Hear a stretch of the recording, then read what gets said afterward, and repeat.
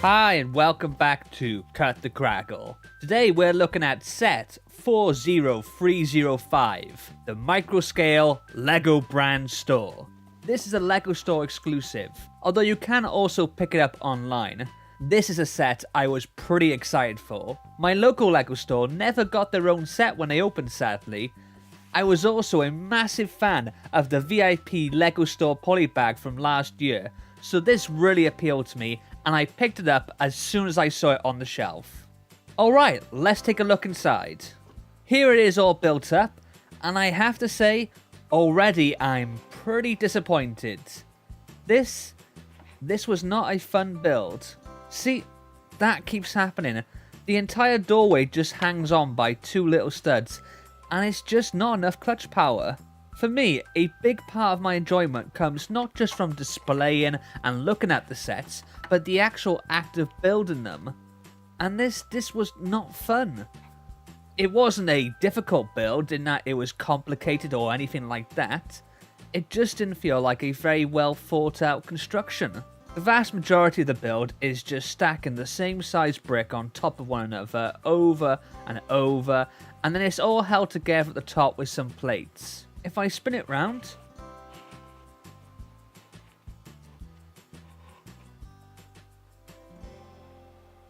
just take these two fellas out a second.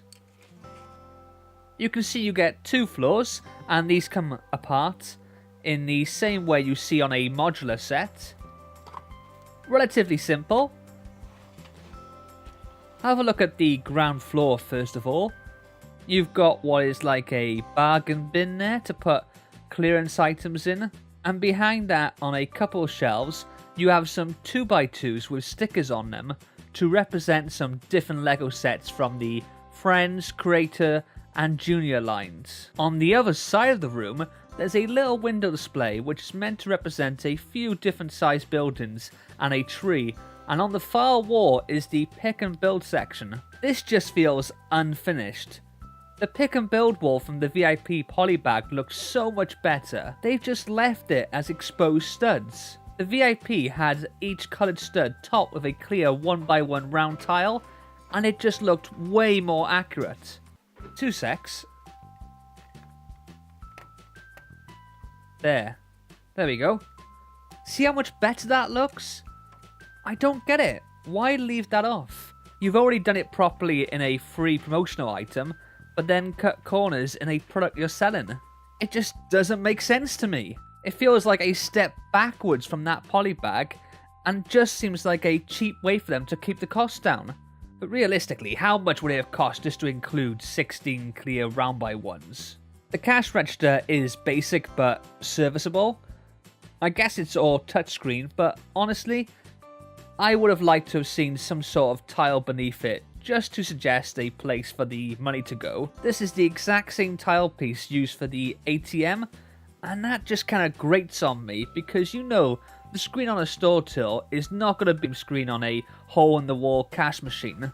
Moving it upstairs, you can see here they have a nano figure on a little assembly to represent the Builder minifigure station. This I really like. It's simple, effective, and instantly recognizable as one of the key features you'd expect to see in any LEGO brand store. If I take that out of the way, you can see behind it there is a neat little fire engine toy build.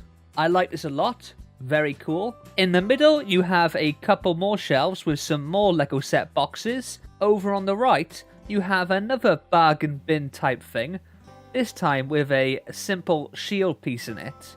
I'm guessing this is meant to be representing the foam shields and swords you can get for LEGO Minecraft or Nexo Knights. It could have done with being a brighter colour in that case. This took me longer than I like to admit to figure out.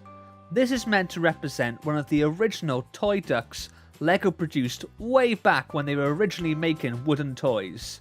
I've never seen one on display in any of the LEGO stores I've visited, but it's a nice little Easter egg for the set. Now, I've mentioned I did not enjoy building this set, and you've seen a couple of times sections start to fall off.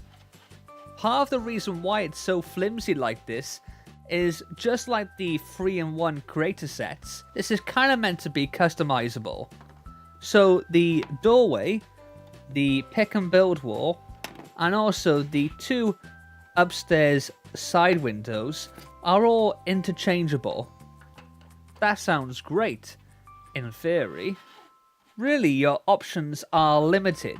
You can't realistically put the doorway anywhere else but the side. You can put it upstairs and it just doesn't make any sense. So it's either where it is in the instructions or on the side, which means you walk into the shop and right away you're behind the cash register.